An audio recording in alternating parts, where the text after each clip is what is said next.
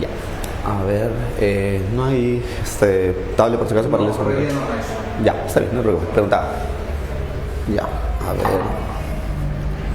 Una consulta, ¿es repaso general o es un tipo de ABC de...? Este es el repaso de...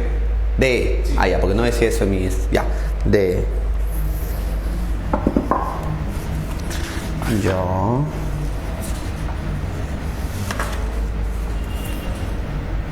Correcto.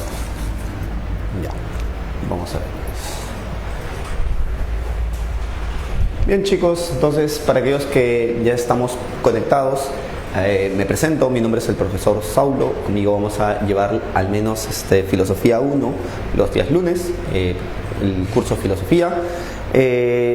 Mientras voy armando la pizarra para ir resolviendo las preguntas, pido que por favor las vayan revisando, resolviendo quizás ya, para poder de alguna manera sacarle mayor provecho a la clase y acabar con todas las preguntas, ¿no? Que no quede ninguna pregunta pendiente, ¿correcto? Ya, cualquier cosa igualmente su tutor me va a hacer pendiente, pregunta nomás con confianza, ¿sí? Bien, empezamos. A ver.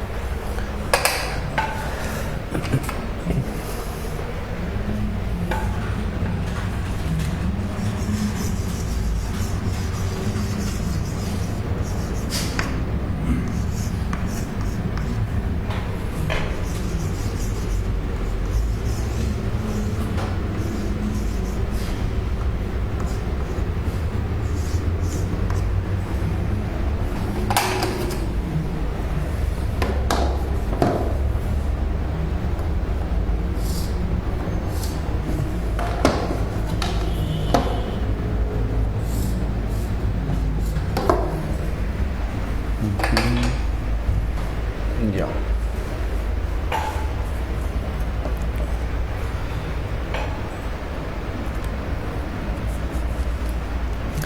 Muy bien, a ver, muchachos, empecemos entonces. El tema de hoy es filosofía antigua y filosofía moderna, ¿correcto?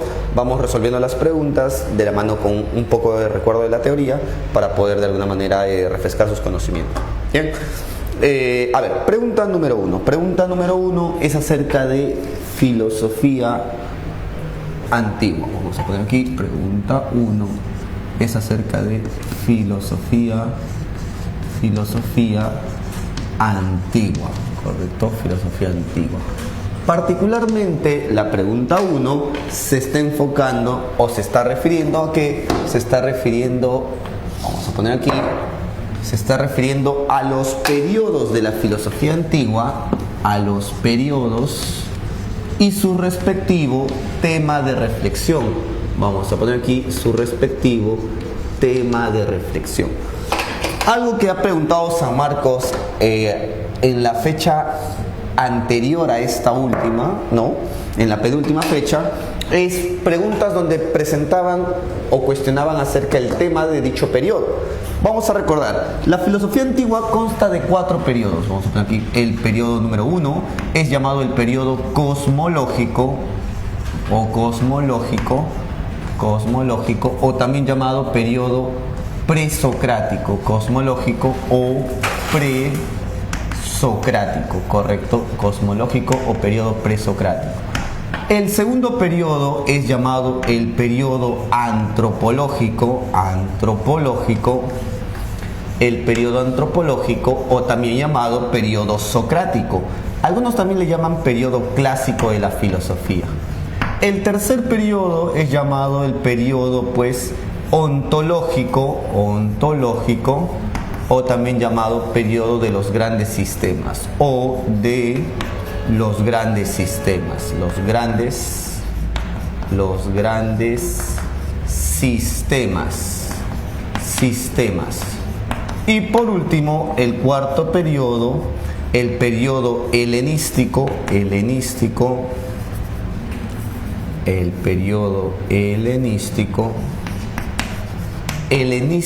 o periodo romano también, hasta el periodo romano, ¿ya?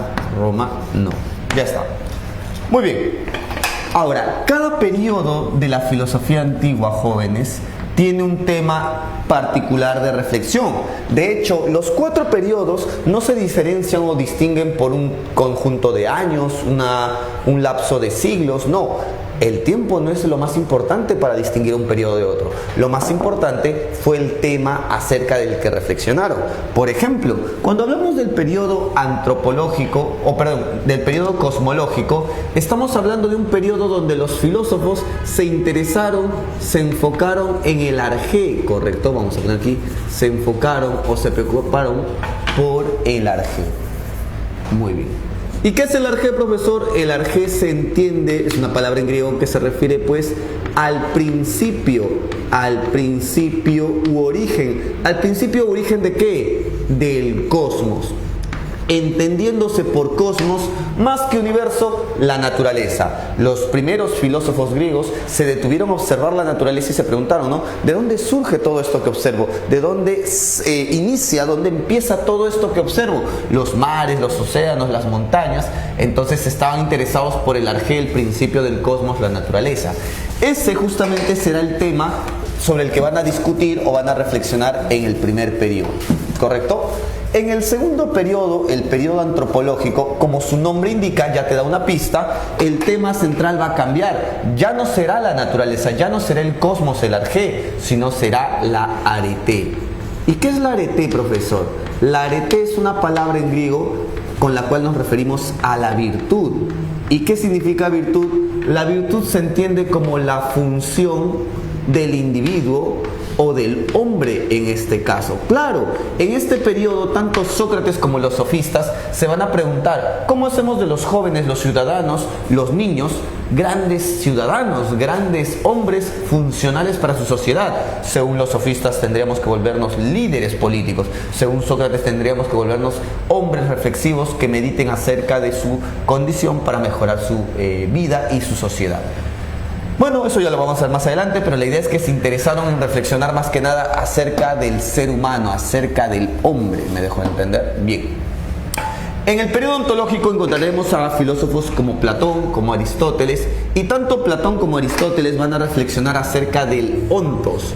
¿Y qué significa o qué entiende por ontos, profesor? El ontos se entiende como el ser. Y cuando hablamos del ser, quiero que comprendan por la palabra ser la realidad. Tanto filósofos como Platón y Aristóteles han reflexionado sobre la realidad y partiendo sobre su reflexión de la realidad han creado sistemas filosóficos para explicar el mundo, la naturaleza, al hombre, a la sociedad, la polis, la política, la ética, el conocimiento, entre otros asuntos filosóficos.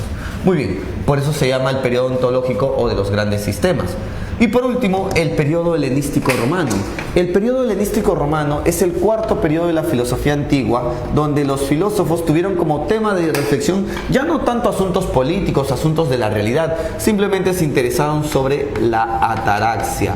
Y cuando hablamos de la ataraxia, nos referimos pues a la tranquilidad del alma, a la tranquilidad, un estilo de vida que nos mantenga la serenidad de nuestra existencia. O sea, la felicidad también llamado, pues, ¿correcto? Muy bien, entonces bajo estas ideas, estos conceptos, se puede marcar la pregunta 1. A ver, me gustaría que me digan cuál es la clave en la pregunta 1 que han respondido.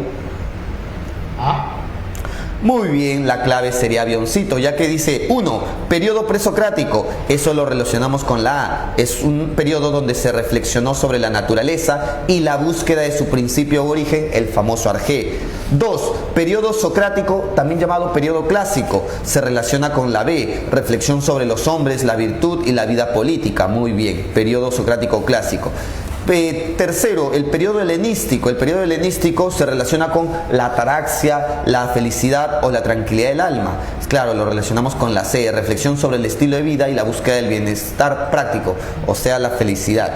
Y cuarto, el periodo ontológico. El periodo ontológico se relaciona con la D, que es un periodo donde se parte de la realidad, comprender la realidad para crear sistemas filosóficos de otros asuntos o temas.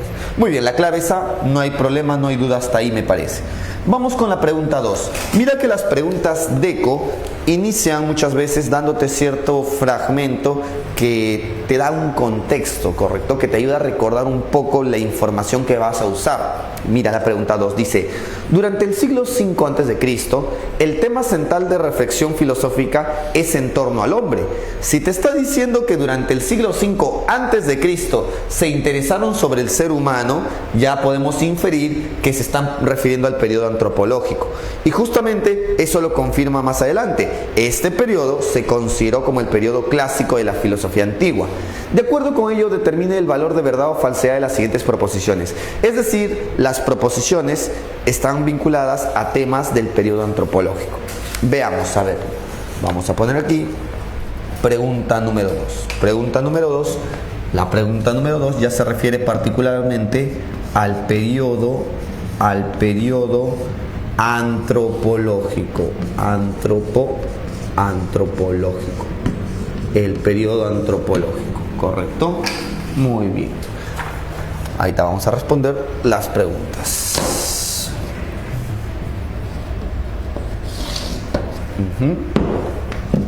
Ya. Muy bien. Dice ahí, enunciado 1. A ver, vamos a ver el enunciado 1. El enunciado 1. Dice ahí: Sócrates se dedicaba a enseñar su conocimiento a los jóvenes atenienses. ¿Qué opinan? ¿Verdadero o falso? Falso. Falso, muy bien. Y para eso tenemos que recordar este contraste. Si nosotros recordamos el contraste que hay entre los sofistas y Sócrates, recordaremos que los sofistas y Sócrates, a esto borrará. Sí, borra mejor. Está bien. Ya. Entre los sofistas y Sócrates, recordaremos en primer lugar que sofistas se les llamaba a aquellos que creían poseer ya la sabiduría. De ahí viene el término sofista, de Sofía, y eran hombres que, como creían tener la sabiduría, se llamaban a sí mismos sabios. Eran hombres expertos en algunos temas, principalmente temas políticos, que por ser expertos en temas políticos se dedicaban a enseñar sus conocimientos, obviamente a cambio de dinero. Se dedicaban, en otras palabras, a la pedagogía, y con ello también a la enseñanza, ¿correcto? Muy bien.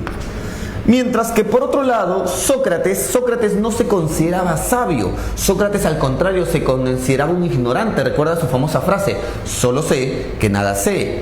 Eso justamente hacía que Sócrates se dedicara a buscar conocimientos. ¿Y cómo buscaba conocimientos? Se dedicaba a hacer preguntas. Él iba por las calles de Atenas haciendo preguntas a los hombres que se decían llamar sabios, expertos o conocedores. Por eso es que, como él se dedicaba a hacer preguntas buscando conocer, se llamará filósofo o se considerará filósofo, ¿correcto? Muy bien. Entonces, Sócrates, siendo filósofo, no se dedicaba a enseñar. Por el contrario, él dice, para enseñar tienes que saber, y yo no soy un hombre sabio, yo me declaro un ignorante. En ese sentido, Sócrates simplemente se dedicaba a hacer preguntas. Se dedicaba a hacer preguntas, ¿correcto? Y esas preguntas eran una forma de indagar, de buscar el conocimiento. Ellos, en cambio, sí enseñaban porque creían que poseían el conocimiento. Entonces, esta es una clara diferencia entre los sofistas y Sócrates. Por lo tanto, el enunciado 1 sería falso. Sócrates no se dedicaba a enseñar sus conocimientos. 2. Los sofistas eran... Ahí faltó la N. Eran hombres expertos en asuntos políticos como la legislación. ¿Qué opinas? ¿Verdadero o falso? Verdadero. Muy bien, verdadero. Uy, era 2. Estoy volando. Ya, 2. Verdadero. ¿Por qué verdadero? Y esto tiene que ver con su concepción. Los sofistas admiraban mucho a Pericles, porque ellos decían que Pericles fue el político que llevó a Atenas a la victoria y con ello a su prosperidad y mejor etapa, su auge, ¿correcto? De ahí que los sofistas tenían como propósito educar a los jóvenes para que estos también se volvieran grandes políticos como Pericles. Entonces sí, eran hombres expertos que se inclinaban a la formación política, a la formación política. Ellos creían que los mejores ciudadanos son los que lideran a su comunidad, a su pueblo, en otras palabras, los mejores políticos. Mientras que Sócrates no se inclinaba a esa idea de la política. Sócrates decía, si queremos que la sociedad mejore, tendríamos que hacer que las personas tomen mejores decisiones, y esas decisiones dependen de sus conocimientos, y todo esto depende de su manera de pensar, reflexionar. En la medida que nosotros reflexionemos, podremos mejorar. Entonces, esto es lo que va a llamar Sócrates el intelectualismo moral. El intelectualismo moral. Si nosotros usamos el intelecto, si nosotros pensamos o reflexionamos, llegaremos a mejores conocimientos y con ello a mejorar nuestras decisiones y acciones. Entonces, sería la 2 verdadero. 3. Sócrates promovía la mayéutica como forma de alcanzar la virtud. ¿Verdadero o falso? ¿Qué opinas? Verdadero. Verdadero, muy bien. Esto nos recuerda lo que llamaremos el método en Sócrates y en los sofistas. Vamos a poner aquí enunciado 3. Si nosotros hablamos de cuál es el método que proponía Sócrates y cuál es el método que proponían los sofistas, en la Pre de San Marcos y en algunos otros materiales preuniversitarios van a señalar de que el método de Sócrates es la mayéutica. Pero ese es un dato un poco impreciso. Te voy a dar una información más puntual, pero al mismo tiempo más beneficiosa para tu preparación. En este caso, Sócrates va a proponer un método que no va a tener un nombre claro, pero por eso mismo se le va a llamar método socrático, o también se le va a llamar el diálogo, ¿correcto? El diálogo. ¿Por qué el diálogo? Porque Sócrates no te daba respuestas. Sócrates no se sentaba a decirte qué hacer, a decirte cómo debes actuar o a darte conceptos e información, ya que Sócrates consideraba de que el conocimiento se adquiere por uno mismo. Nadie me lo va a dar, nadie me lo va a brindar. Yo por mí mismo tengo que obtener el conocimiento. A lo mucho Sócrates lo que hacía era hacerte preguntas que incentivaban, impulsaban tu capacidad de meditación y reflexión. Es entonces a través del diálogo, no que Sócrates enseña, es a través del diálogo que la persona con la cual conversaba Sócrates era ayudada para que ella misma pueda llegar a un conocimiento. Entonces, el diálogo constaba de 2 momentos. El primer momento del diálogo es llamada la ironía. La ironía. ¿En qué consiste la ironía, profesor? La ironía es el momento donde Sócrates buscaba refutar a su interlocutor. ¿Pero para qué? ¿Para humillarlo? No, Sócrates no quería humillar a su interlocutor, quería refutarlo para mostrarle su ignorancia, ¿correcto? Su ignorancia. Y es que mira, estamos hablando de una época donde habían varios sofistas o personas que se creían sabias, expertas en todo. Y Sócrates iba a estas personas y les hacía preguntas. Ese primer momento donde Sócrates les hacía preguntas, pero que al fin y al cabo terminaban por refutar a ellas, Es el momento de la ironía. Pero recuerda, Sócrates, si refutaba a estas personas, no era para ganarles un debate, no era para humillarlas, era más que nada para mostrarles que en el fondo no eran sabios, sino ignorantes. Una vez que la persona aceptaba su ignorancia, pasaban al segundo momento, el momento de la mayéutica. ¿Por qué se le llama mayéutica? La palabra mayéutica significa partera. Y partera es una mujer que ayuda a otras mujeres a dar a luz a su hijo. Entonces Sócrates decía, mi madre era una partera y se dedicaba a ello, a ayudar a mujeres a dar a luz. Yo también me dedico a lo mismo, pero con hombres. Y en lugar de ayudarles a parir hijos, les ayudo a parir ideas. Entonces, en la mayéutica, Sócrates te hace preguntas que te van a ayudar a reflexionar. Y estas preguntas tú mismo vas a responder y poco a poco te van a conllevar a una definición universal, a un conocimiento válido para todos. De este modo nosotros conocemos a través del diálogo, pero ojo, no es que Sócrates te enseña, simplemente te ayuda a reflexionar. Tú mismo llegas a un conocimiento. Por otro lado, en cambio, en el caso de los sofistas no usaban el diálogo. Los sofistas usaban un método llamado las antilogias, ¿correcto? Las antilogias o las antilogías. ¿De qué va este método? Los sofistas son relativistas. Ellos no consideraban que existía una verdad. Ellos no consideraban que hay una verdad que sea válida para todos. La verdad depende de cada persona y de cada contexto. En ese sentido, cuando tú estés discutiendo o estés en un debate, es absurdo creer que tú vas a llegar a la misma conclusión que la otra persona. No hay verdades absolutas. Entonces, ¿qué debo hacer en el debate? Tienes que ganar el debate para convencer al resto de que tu opinión es la mejor de todas. Es simplemente persuasión, es simplemente como una batalla de quién gana el debate. Ya no importa encontrar una verdad porque para ellos no hay una verdad. Entonces las antilogias es el método en el cual ellos construían argumentos para contraponer. Ellos construían argumentos para contraponer. ¿Qué iban a contraponer? Contraponer al otro argumento para refutar. Contraponer al argumento para refutar.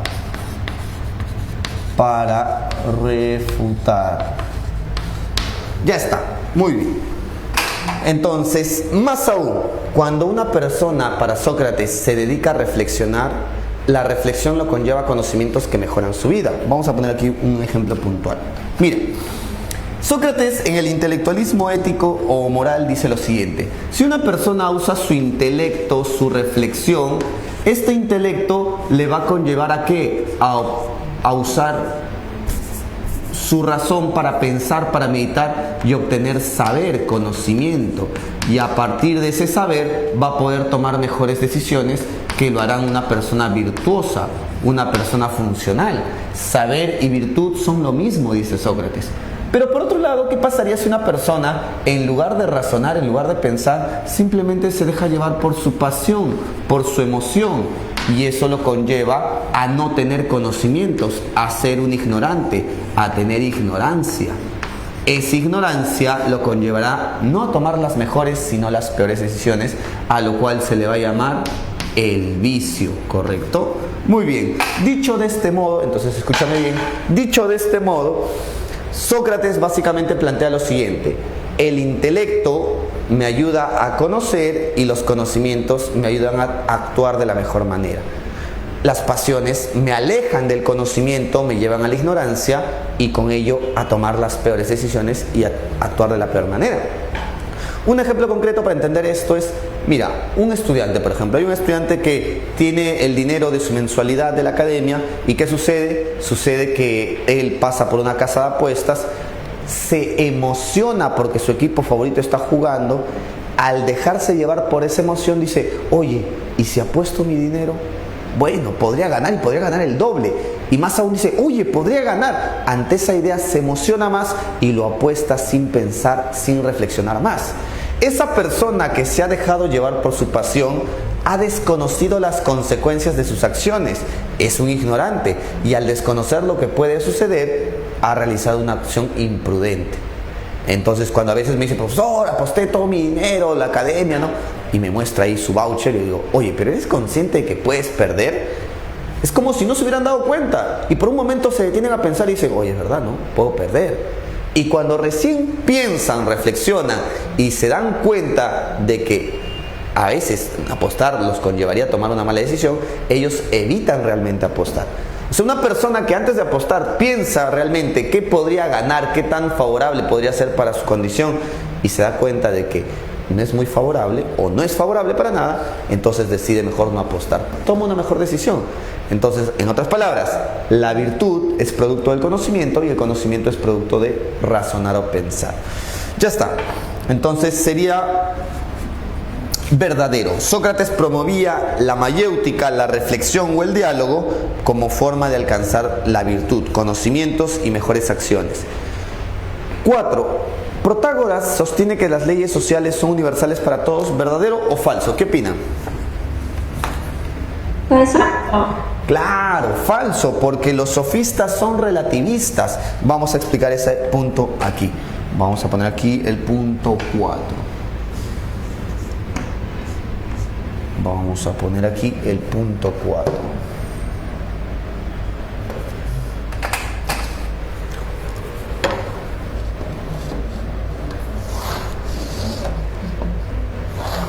Ya, a ver, un momento, vamos a borrar esto.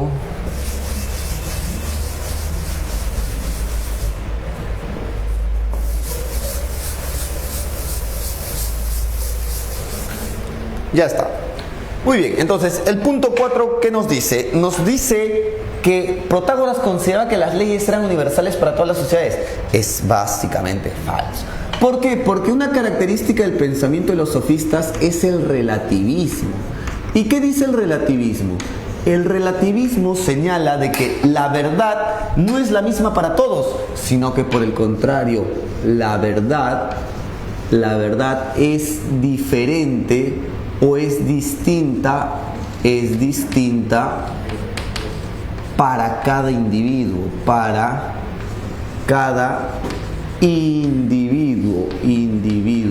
¿correcto?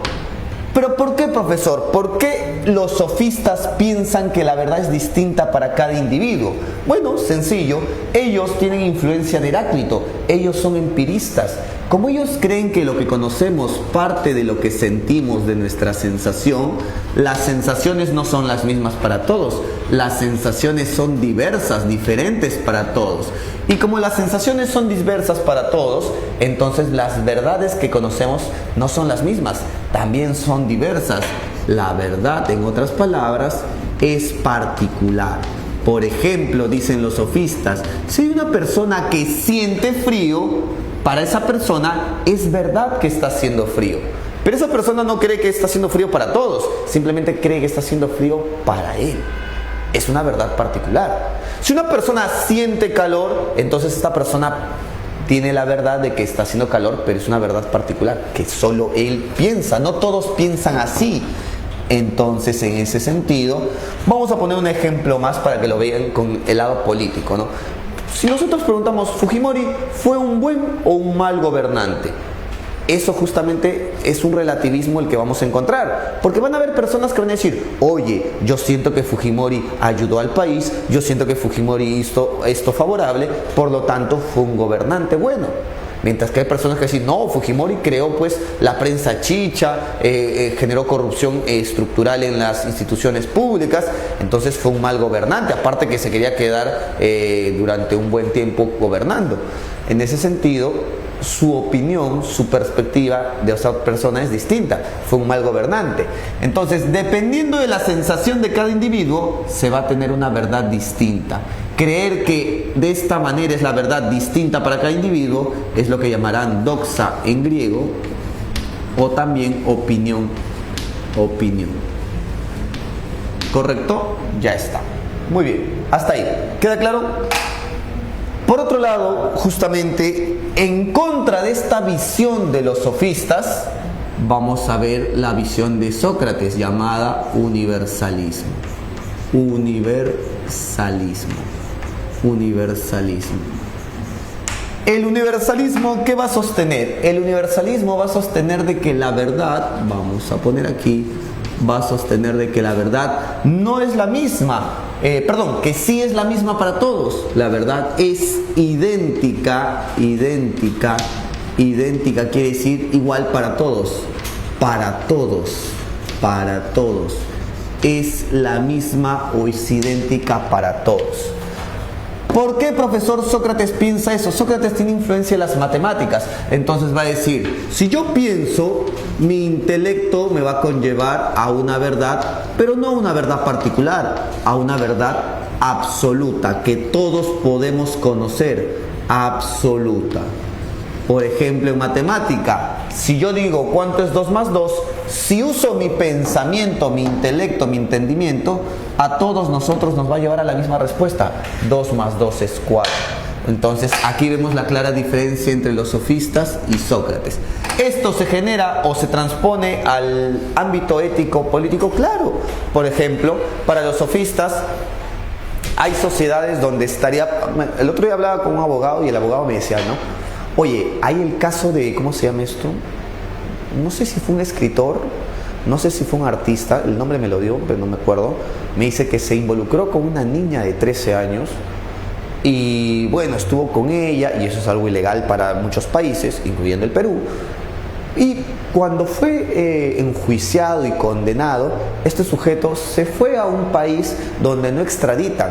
¿Qué son países donde no extraditan? Países donde tú, a pesar de que tengas una condena por algún delito que cometiste, no vas a ser retenido y devuelto a las autoridades de tu país para enfrentar los cargos judiciales. Entonces, mira, mientras en algunos países es permitido, en otros países no es permitido.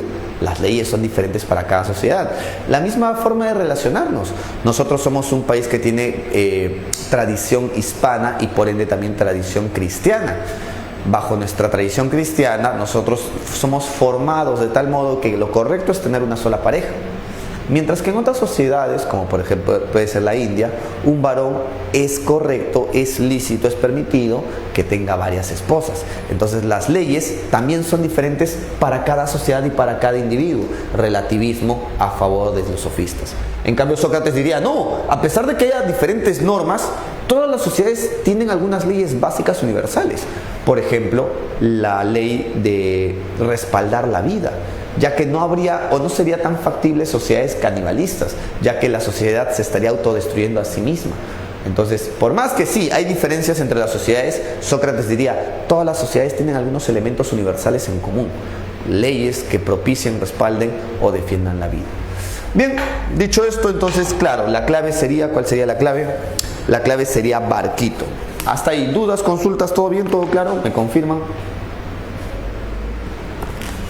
¿Sí? ¿No? Sí, profesor. Bien. No los puedo leer, sino con gusto atiendo sus dudas, ¿no? Ustedes que suelen confirmar por chat todavía, ¿no? Dale. Gracias, porque los que usan micrófono no me hacen sentir solo. Vamos con la pregunta 3. Ya. Dice, mira, justamente algo de lo que te mencionaba, ¿no? Algunas sociedades aceptan sin ningún cuestionamiento que un hombre pueda tener más de 2 mujeres. O sea, está permitida la poligamia, se dice. En cambio, en las sociedades occidentales o sociedades de Europa, donde ha habido fuerte influencia del cristianismo, no es aceptable que un hombre tenga más de una mujer. Por ejemplo, de acuerdo con la legislación de varios países, la bigamia es una sanción penal, es sancionada penalmente. Se deduce en materia de ética que lo expresado anteriormente ¿qué constituye lo anterior? Un argumento dado. B. Allá, barco, no me grites. Muy bien, barquito. Sería un argumento o un ejemplo a favor del relativismo de los sofistas. Hasta ahí creo que no hay dudas, ¿no? Una pregunta sencilla. A veces así pregunta San Marcos. San Marcos pregunta o te presenta un caso donde tienes que reconocer algún concepto clave puntual. Eso es cuando pregunta de manera sencilla, porque a veces también San Marcos se raya y te pone un texto fuerte, ¿no? Bueno, pero como es filo 1, las preguntas son así. Ya en filo 2 verán preguntas más complejas quizás. Bien, no hay dudas entonces.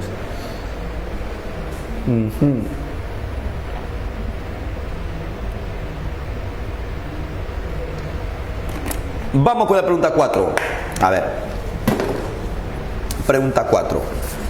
Dice ahí, en el siglo 4 al siglo 3 a.C., Atenas se encontraba en crisis. Por tal motivo, la reflexión filosófica se concentró en temas como el ser. Mira, si te están hablando del ser, ya se están refiriendo al periodo ontológico.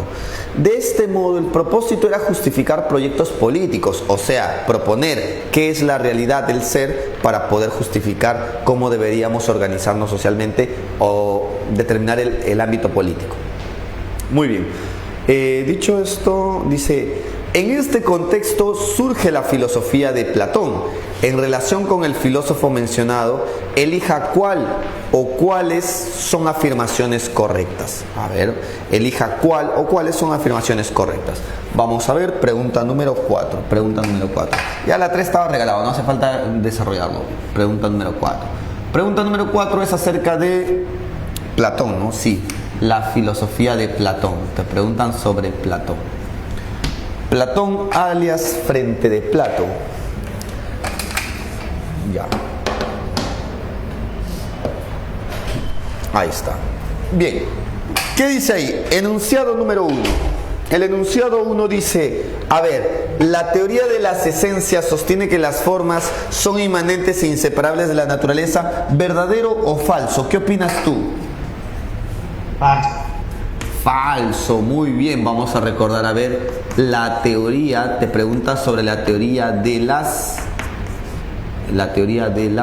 vamos a poner aquí, la teoría de las, ¿qué nombre se le da a la teoría de Platón? Se le da el nombre de la teoría de las ideas, pero también se le puede llamar teoría de las formas, o también se le puede llamar la teoría de las esencias. Cualquiera de esos nombres es válido.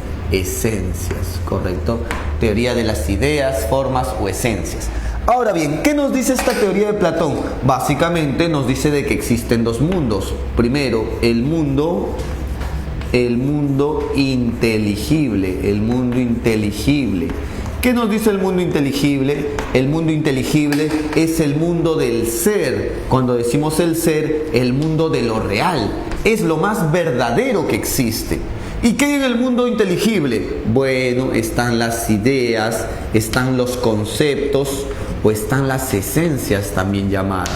Vamos a poner aquí las esencias, ¿vale? Ya. Pero además del mundo inteligible, existe el mundo sensible.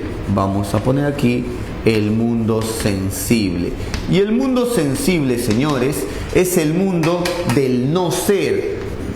Decir que es el mundo del no ser no quiere decir que este mundo no exista. Sí existe, pero no es como el real, no es como el original, no es como el verdadero. Entonces, es un mundo aparente. De hecho, Platón va a decir, es el mundo de las copias. Este mundo se refiere principalmente a la naturaleza. La naturaleza para Platón no es más que una copia de las ideas. Ejemplo, profesor, piense en la pizarra, ¿correcto? Bueno, ustedes no pueden ver completamente la pizarra, pero ya, veamos esta hoja, ¿no? También. Esta hoja tiene una forma. ¿Qué forma diríamos que tiene? Forma de hoja, profesor. No, chistoso, escúchame. Decimos que tiene una forma geométrica, una forma rectangular.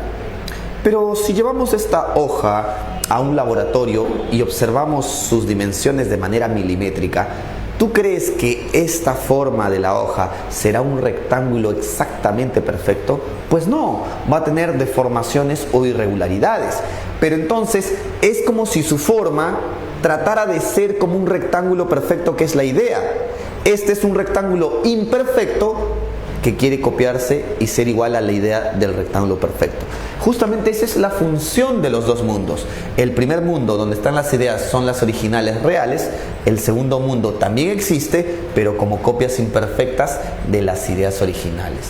Entonces, más aún, son mundos que existen separados. ¿Me dejo entender? La pregunta dice, enunciado 1.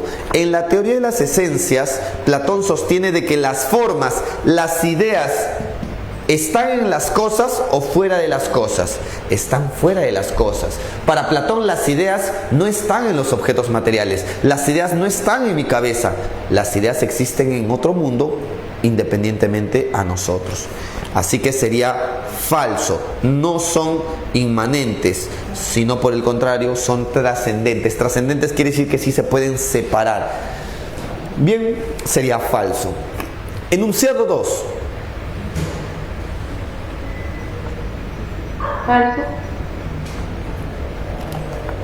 A ver, la teoría de la reminiscencia se propone como medio para alcanzar el verdadero conocimiento. ¿Verdadero o falso? Falso, dice su compañera. ¿Qué opinan los demás?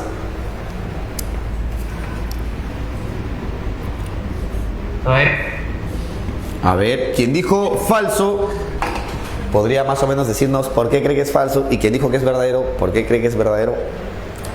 Recuerden, razonar nos ayuda bastante, y eso es lo que quiero. Más que decirles, no, sí está bien, no, está mal, quiero que entiendan el razonamiento. Entonces, por ahí más o menos, ¿cuál sería la razón por la que dirías que es verdadero? ¿Cuál sería la razón por la que dirías que es falso?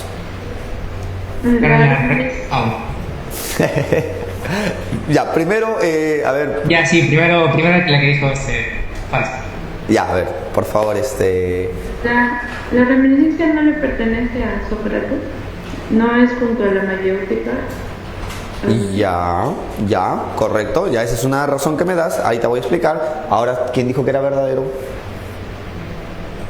Bueno, yo recuerdo que la reminiscencia era algo así, con un postulado que planteaba que el alma debía recordar, o la persona debía recordar todo el conocimiento que se tenía ya el alma, pero en el mundo ideal. Ya, correcto. Vale. Miren, los dos han dicho algo cierto, ¿correcto? Solo que por ahí se han confundido. Bueno, más que nada, su compañerita por ahí. Tienes una buena idea, es correcto lo que tú has dicho, pero creo que lo has interpretado de una manera errada, por lo cual te has confundido aquí. Vamos a explicar un poco mejor. Es verdad que Platón tiene una influencia de Sócrates, ¿correcto? Y como tiene una influencia de Sócrates, hay algo que comparten en común, y es más o menos su visión del conocimiento. Para Sócrates el conocimiento no proviene de afuera. Sócrates no cree que el conocimiento provenga de los sentidos. Sócrates no es empirista. Sócrates es más que nada racionalista. Sócrates dice, el conocimiento está en nosotros, en el alma. ¿Qué hacemos para llegar al conocimiento? Solo tenemos que reflexionar, solo tenemos que pensar. Esa reflexión, esa meditación nos conlleva al conocimiento. ¿Me dejo entender? Algo similar sostiene Platón, y te voy a explicar por qué. Porque partiendo de esta división de los dos mundos, Platón, ¿qué va a decir? El hombre tiene alma y también tiene cuerpo. El cuerpo no es lo verdadero, el cuerpo pertenece al mundo sensible. Su alma, por el contrario, sí es lo más real del hombre. Su alma del hombre pertenece al mundo de las ideas. Eso ya no comparte con Sócrates, porque Sócrates no hablaba del mundo de las ideas. Platón dirá, el alma de los seres humanos en un principio estaba en el mundo de las ideas, pero por alguna razón pierde el equilibrio y se cae y queda aquí atrapada en un cuerpo material en el mundo sensible. Producto de la caída, tu alma se olvidó todo lo que sabía, ya que cuando tu alma estaba allá en el mundo de las ideas, había visto todos los conocimientos, todas las ideas, todas las formas, tu alma ya lo conocía todo, solo que lo ha olvidado. De ahí que para Platón, conocer en esta vida no es crear ideas. Para Platón nosotros no creamos las ideas existen por sí solas. Simplemente es recordar lo que tu alma ya sabía en tu otra vida. ¿Me dejo entender? Por eso, ¿cómo se va a llamar esa teoría? Se le va a llamar teoría de la reminiscencia. Teoría de la reminiscencia. Reminiscencia. Esta teoría de la reminiscencia es un claro ejemplo del racionalismo de Platón. Platón te está diciendo, si tú quieres conocer, no esperes que el conocimiento lo vayas a obtener a partir de la experiencia sensorial. No es empirista. El conocimiento solo se logra recordando lo que tu alma ya sabe. Para Platón, entonces, conocer no es otra cosa que recordar.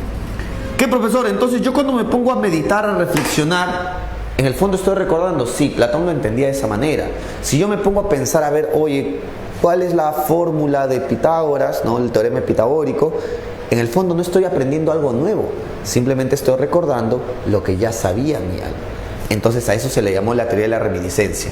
A través del recuerdo llegamos al conocimiento verdadero. ¿Ya? Bien, sería verdadero, muchachos. Vamos con la pregunta 3.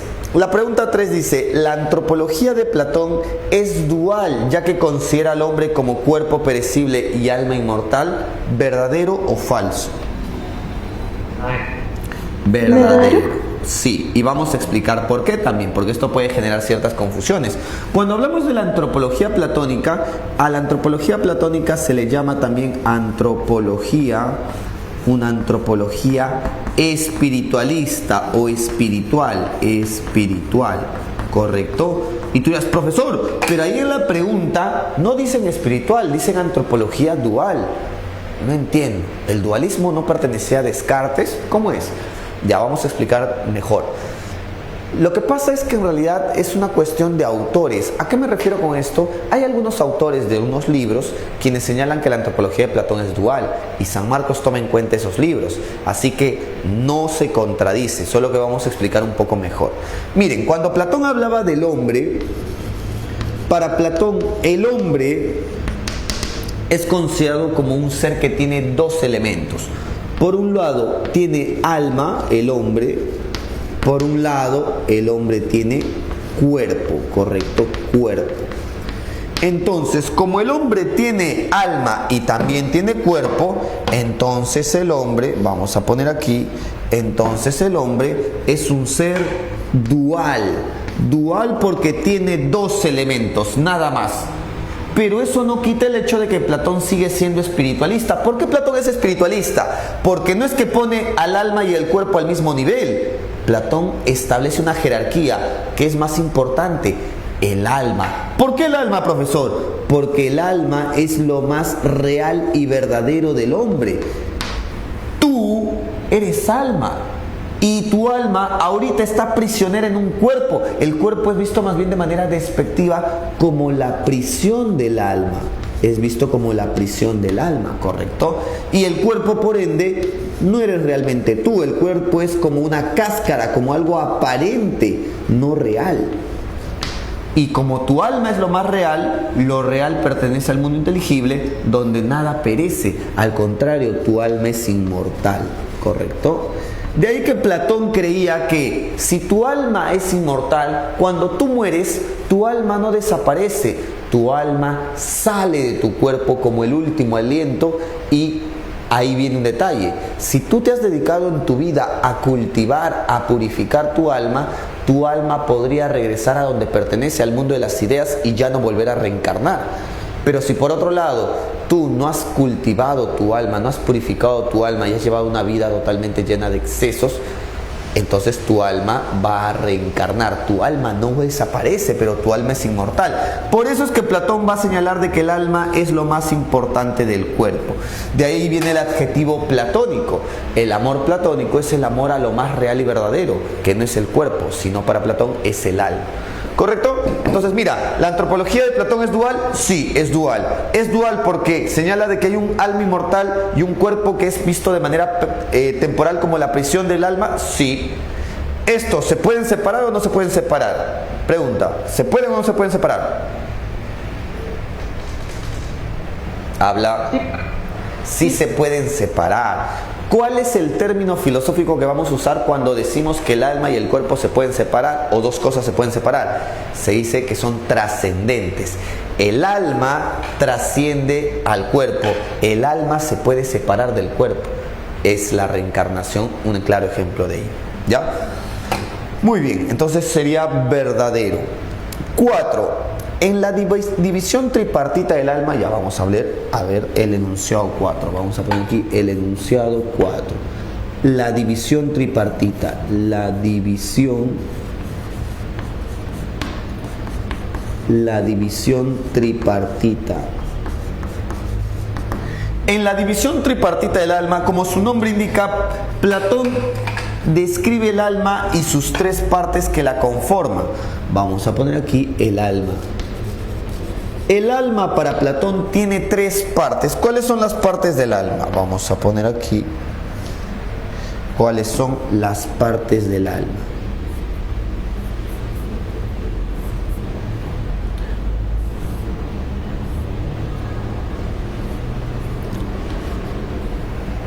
El alma tiene la parte racional, el alma tiene la parte irascible, y el alma tiene la parte concupiscible, que en la pre de San Marcos le ponen otro nombre para que no te agarren de sorpresa. En la pre de San Marcos le llaman, el alma tiene la parte apetitiva, ¿correcto? Muy bien. Entonces, ¿qué permite el alma racional? El alma racional, bueno, vamos de abajo arriba mejor. ¿Qué permite el alma apetitiva? El alma apetitiva te permite tener deseos irracionales que tenemos que aprender a controlar, ¿correcto? ¿Qué pasa si yo lo aprendo a controlar esta parte de mi alma? Tú desarrollarás una virtud llamada templanza o prudencia. La templanza te permite controlar tus deseos o impulsos irracionales. Por ejemplo, si tienes el impulso de apostar, profe, quiero apostar. Tú, al educar esa parte de tu alma, vas a controlar ese deseo y ya no te vas a dejar llevar por ese impulso. Eres una persona templada. Profe, ¿y qué pasa si yo soy alguien templado? Tú puedes dedicarte a ser un productor de la sociedad, a dedicarte a la economía de la sociedad. ¿Qué más? Profe, ¿qué pasa si yo desarrollo la parte irascible de mi alma? La parte irascible te permite controlar tus emociones o sentimientos y gracias a eso ganar fortaleza, o también llamada valentía, valerosidad. Si tú eres una persona valiente, tú puedes dedicarte en la sociedad a ser, ¿qué cosa? A ser un guardián. Guardián o guerrero, ya que los guardianes controlan sus emociones como el miedo y gracias a ese control sobre el miedo se vuelven valientes y pueden proteger a otros. Esa es la función que puedes cumplir. Valentía también se le llama coraje o también se le llama fortaleza, ¿ya? Son sinónimos que les ponen a veces. Y la parte racional es aquella que se educa a través del conocimiento, la filosofía, que nos permite conocer y desarrollar sabiduría. Gracias a la sabiduría, tú tienes la función de dirigir la sociedad, de gobernar. No hay mejor persona que tenga la capacidad de gobernar que aquel que conoce la verdad. El sabio, que en este caso para Platón el sabio ya es el filósofo, la teoría del filósofo rey. ¿Correcto? Entonces, ¿qué dice el enunciado 4? En la división tripartita del alma, la educación del alma apetitiva permite ser un guerrero. La educación del alma apetitiva te permite ser un guerrero o un productor. Ser un productor. ¿Qué te permite ser un guerrero o un guardián? El desarrollo de tu alma irascible a través de la fortaleza o la valentía. Sería falso la 4. Muy bien, clave, dadito 2 y 3. Hasta ahí, ¿cómo vamos? ¿Vamos bien? Sí. Dime. En la C proponen que el alma apetitiva es fuente de pasiones innobles. Ajá, innobles o irracionales le llama, así es. Pero entonces, ¿cómo es templanza? Usted puso que templanza. Ya. Vamos a explicar. Buena pregunta, vamos a explicar eso. Esto lo desarrolla más que nada en su proyecto político. El alma de cada persona tiene 3 partes.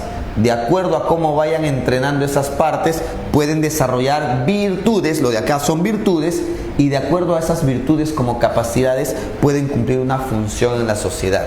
Son partes del alma, virtudes, funciones políticas.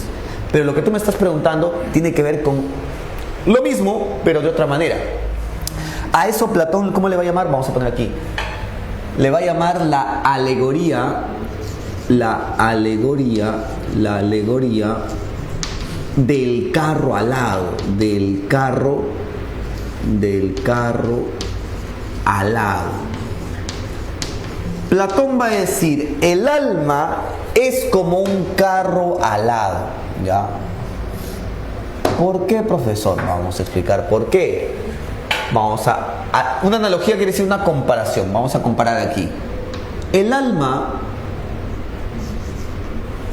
hacia arriba, el alma tiene partes, como las tiene también un carro, ¿correcto? Un carro. ¿Ya?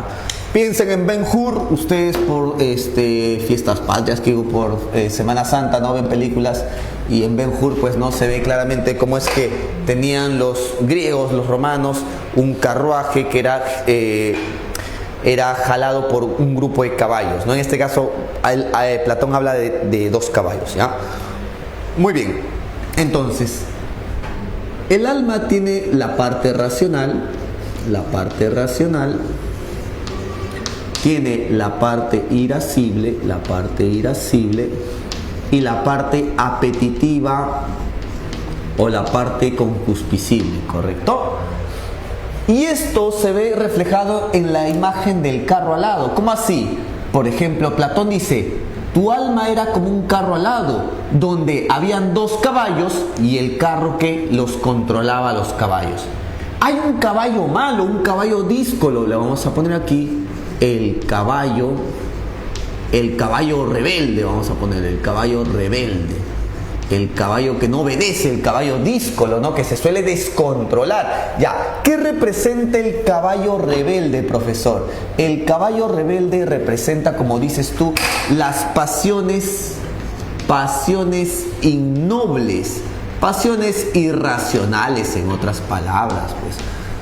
Por ejemplo, a veces tu alma desea cosas no racionales.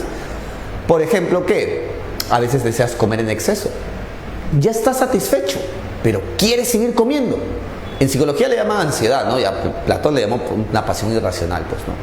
Ejemplo, la lujuria. Por ejemplo, la avaricia, ¿correcto?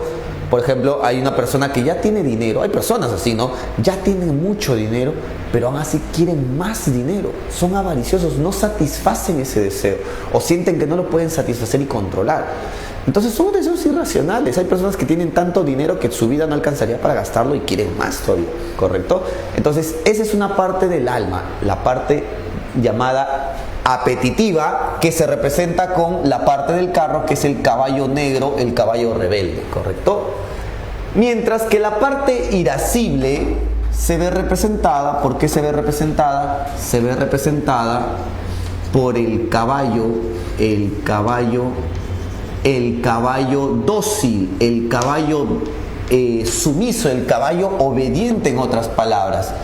El caballo dócil sí representa las pasiones nobles o racionales. A veces tenemos deseos nobles, a veces queremos conocer, a veces queremos estudiar, a veces queremos saber la verdad. Esos deseos nobles, esos deseos racionales, son los deseos que son representados por nuestra parte irascible o el caballo dócil, dice él, ¿no? Y el carro que controla los 2 caballos, justamente el carro que controla los 2 caballos, es también llamado la auriga, ¿no? Vamos a poner aquí la auriga. ¿Y qué hace la auriga? La auriga controla a los caballos, debe mantener el control sobre los caballos. Entonces, gracias a esta idea, Platón dice, ¿no? Tu alma era como un carro que estaba en el mundo de las ideas, pero en algún momento el caballo rebelde se pone muy fuerte y quiere jalar tu alma, quiere jalar tu carruaje hacia abajo, mientras que el caballo dócil te quiere jalar hacia arriba. Es como que los caballos se contradicen, y tú, al no poder mantener el equilibrio y el control entre ambos, tu alma cae desplomada. Todo esto es una metáfora, no es que realmente haya sucedido así, es una metáfora que pone Platón.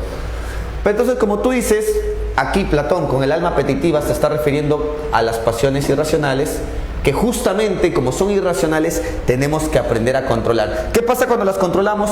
Ya desarrollamos la capacidad de templanza. Templanza se le llama el control sobre lo irracional. A veces, no sé, profesor, quiero seguir comiendo por más que haya comido 2 platos, pero a pesar de que quiero seguir comiendo, me detengo y no como.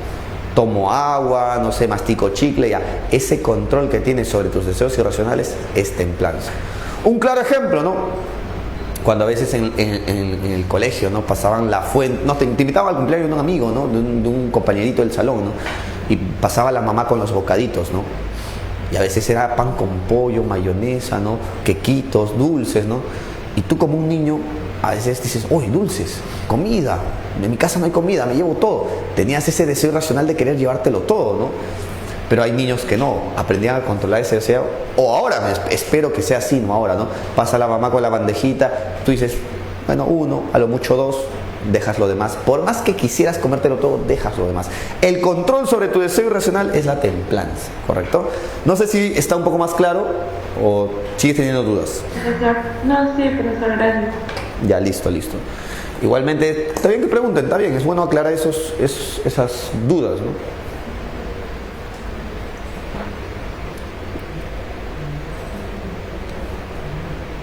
Ya, continuamos. La clave sería dado, dijimos 5, a ver.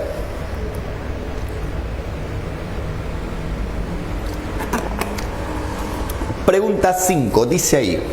Andrea concuerda con Platón, quien afirmó que el conocimiento obtenido mediante la percepción es falible. O sea que Platón considera, al igual que Andrea, que si nosotros queremos conocer a través de la percepción o los sentidos, no vamos a llegar a la verdad, vamos a llegar a lo erróneo, a lo falso. Ella, o sea Andrea, sostiene que nuestros sentidos no son simples captadores de la realidad, sino que transforman los fotones en imágenes, o sea la luz las transformamos en imágenes, las vibraciones en sonido y las reacciones químicas en olores y sabores. Por eso los conocimientos que construye el cerebro a partir de los estímulos no identifican el mundo exterior tal como es, o sea, las imágenes y representaciones que creamos no son iguales al mundo tal como es, sino que son alteraciones o distorsiones nuestras.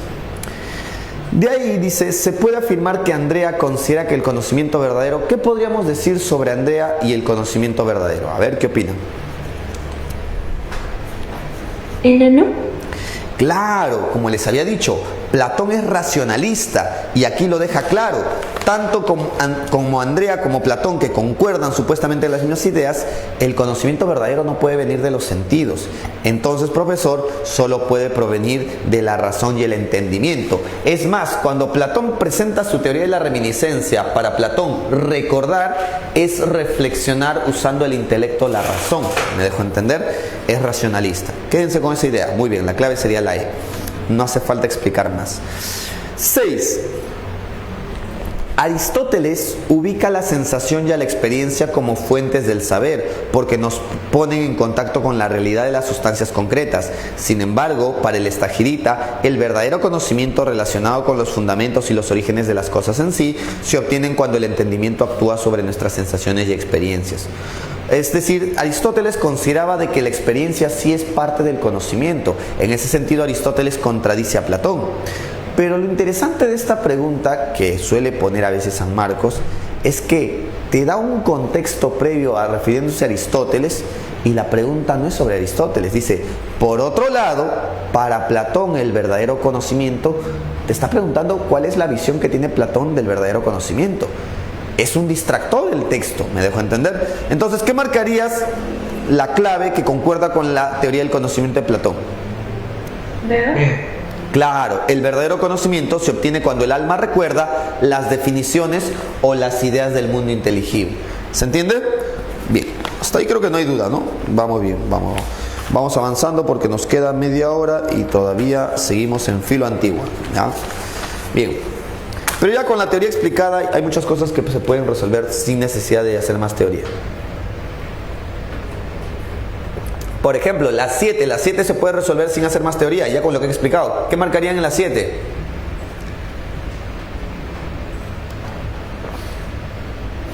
La B. Ajá. La B.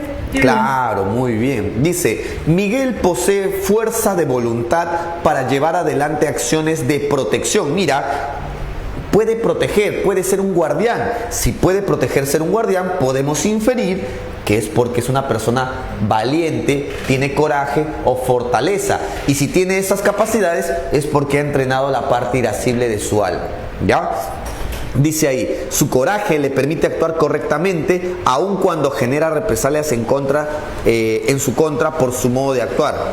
El comportamiento de Miguel concuerda con la concepción platónica de la fortaleza, o también llamada valentía, propia del alma irascible.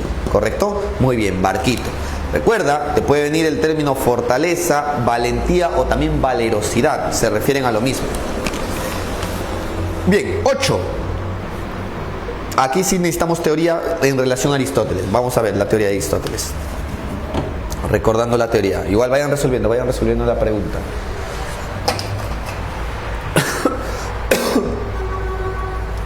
Cuídense, muchachos, está fuerte el nuevo COVID o el nuevo virus. Ya la mayoría está enfermo en la calle.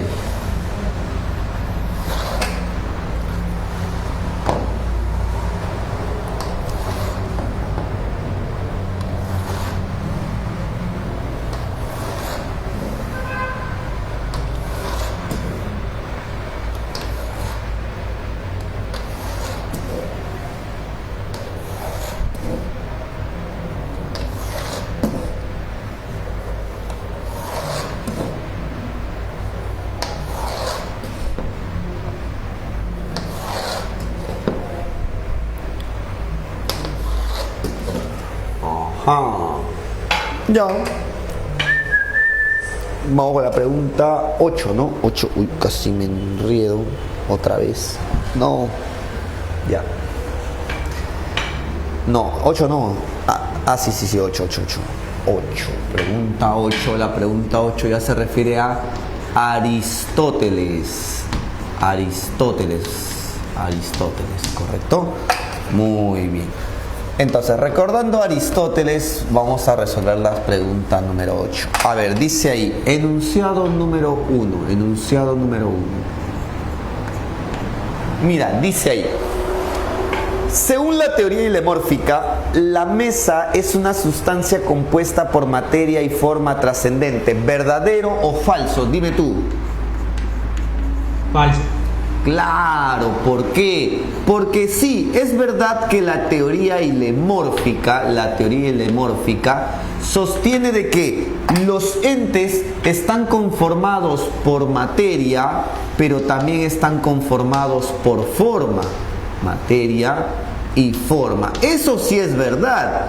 Lo que no concuerda es que cuando Aristóteles hablaba de la relación que hay entre la materia y la forma, Aristóteles decía que la materia y la forma son inseparables.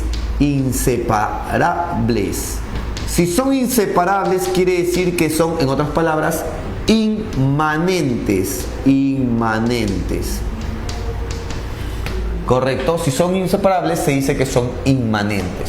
En ese sentido, la teoría ilemórfica no podría sostener de que la forma se separe de la materia, que son trascendentes, como afirma ahí el enunciado. Por ejemplo, dice Aristóteles, piensa en este objeto que tengo aquí en las manos, esta regla o este trozo de madera. ¿Qué pasaría si yo lo rompo? ¿Las partes que quedan rotas dejarían de tener toda forma? No, a pesar de que están rotas, siguen teniendo una forma. Piensa en un espejo que se cae y se rompe en pequeñas esquirlas y fragmentos de vidrio. Cada fragmento está roto, pero sigue teniendo una forma. Una botella que se cae, una taza que se cae, por más que se cae y se rompe, sigue teniendo algún tipo de forma.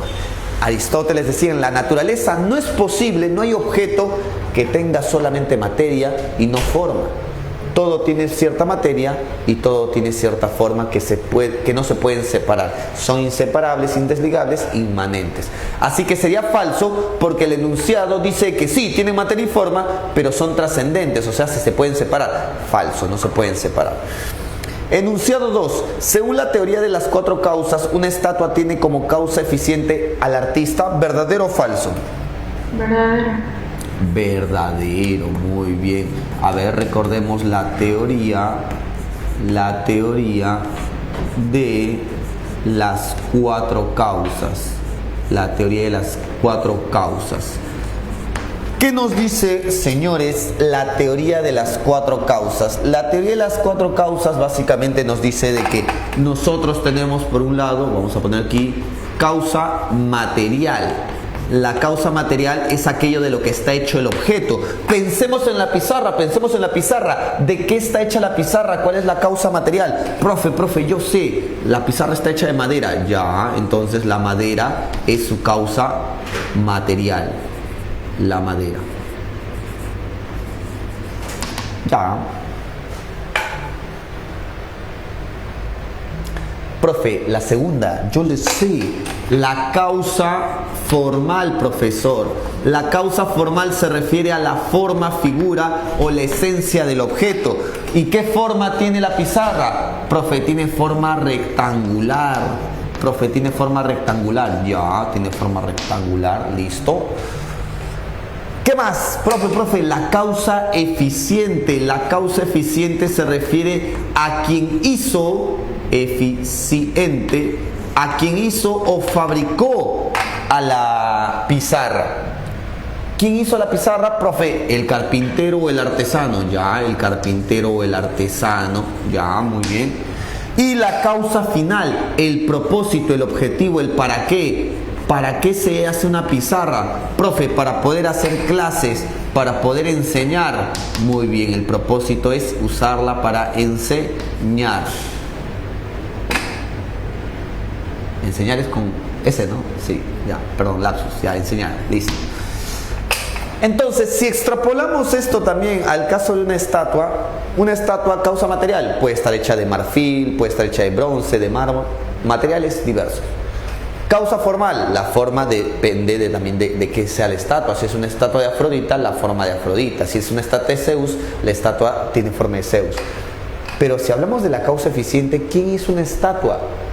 ¿Quién hace, cómo le llaman? ¿Tallado? No, el término no es tallado.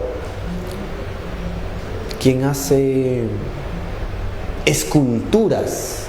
El escultor, profesor, el artista, muy bien. El artista será la causa eficiente de la estatua. Por lo tanto, sería verdadero, muy bien. Ya está. 3. Según la teoría eudemonista, los niños pueden desarrollar un estilo de vida racional, verdadero o falso. O un estilo de vida tranquila, verdadero o falso. ¿Verdadero o falso?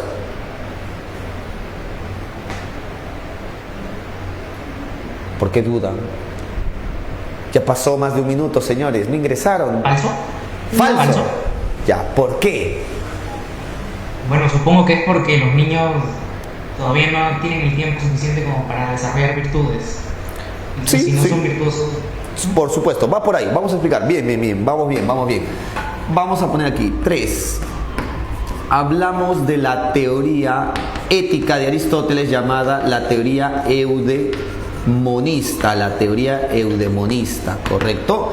¿Qué nos dice la teoría eudemonista? Básicamente nos dice de que el hombre tiene la posibilidad de llevar una vida no como cualquier animal, no como cualquier bestia. El hombre puede alcanzar una vida tranquila llamada felicidad. La felicidad no es una emoción para Aristóteles. La felicidad es un estilo de vida.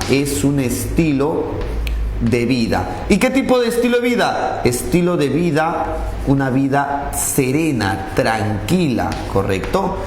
Pero para que el hombre pueda alcanzar un estilo de vida sereno y tranquilo o tranquila, el hombre tiene que aprender a controlar sus acciones y sus conocimientos. ¿Y cuál es la mejor herramienta que tiene el hombre para poder controlar, para poder... Bueno, la idea sí es controlar. Hay un término más. ¿Gobernar también se puede decir? Sí, claro. Es la razón. El hombre es un animal racional. Y gracias a que el hombre es racional, el hombre usa la razón para poder desarrollar felicidad, una vida serena. Pero de este propósito que propone Aristóteles, podemos extrapolar lo opuesto. Profesor, si me estás diciendo que el hombre puede ser feliz, es porque el hombre es racional. Entonces, aquellos que no sean racionales no pueden ser felices. Así es. Vuelvo a repetir, la felicidad no es una emoción. No está hablando de emociones, está hablando de estilos de vida. Y aquí, propiamente, ¿en quiénes estamos pensando? Estamos pensando en las bestias. Los gatos y los perros, los animales, las bestias no racionales, justamente no piensan, no reflexionan y no pueden controlar o mejorar sus acciones. Justamente por ello no van a ser felices estos animales. ¿Qué más? los bárbaros, los que no son griegos. ¿Por qué? Porque para desarrollar tu racionalidad necesitas vivir en la polis, no fuera de. Así que ellos no pueden ser felices. Las mujeres. ¿Por qué las mujeres, profesor? Son seres humanos. Aquí Aristóteles por hombres se está refiriendo a los varones griegos mayores de 40 años. Las mujeres son vistas de manera despectiva como seres neuróticos, temperamentales, volubles, patéticos, sentimentales, podríamos decirlo así. Y por eso mismo no controlan del todo sus acciones, no controlan del todo su vida y no alcanzarían una felicidad propicia, ¿correcto? Un claro ejemplo de esto es, piensen en los niños, en los adolescentes, ¿no? Los niños, claro, profesor, son seres humanos, pero como dice su compañero, no han vivido lo suficiente para desarrollar virtudes o desarrollar su racionalidad. Por ejemplo, ¿no? ¿Qué pasaría si un niño en un día encuentra una botella de 3 litros de gaseosa? Prueba un poco. De hecho, ahora que recuerdo, si esto le pasó a alguien, no recuerdo quién me comentó, me dijo que cuando era pequeño en su casa encontró una botella que probó de curioso, ¿no? Le pareció dulce, era vino y se empezó a tomar toda la botella. Llegaron sus padres a casa, lo encontraron al niño ebrio, alcoholizado, ¿no? Todo mal, ¿ves? Pero entonces, ¿por qué sucede eso? Porque el niño no controla, ya que no ha desarrollado su racionalidad. Y lo mismo pasa con los jóvenes o los adolescentes. Por eso cuando hablamos de los hombres que pueden ser felices, son los hombres mayores, hombres maduros. Pensemos como ejemplo a Paris, por ejemplo. Paris, siendo joven, siendo muy atractivo, usaba su atractivo de la mejor manera o usaba su atractivo para robarse a las esposas de otros. Ya, no digo más. Un claro ejemplo de cómo no controlan su vida, ¿no? Y traen luego guerras, tragedias, ¿no? Ya está, ¿se entiende? Falso entonces, los niños no pueden alcanzar felicidad o tranquilidad en su vida. Siguiente proposición. 4. Según la antropología aristotélica, el hombre posee alma vegetativa, ¿verdadero o falso? Falso. ¿O no? ¿Qué opinan?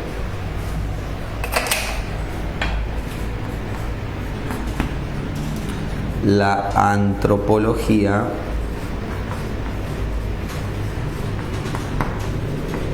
de Aristóteles.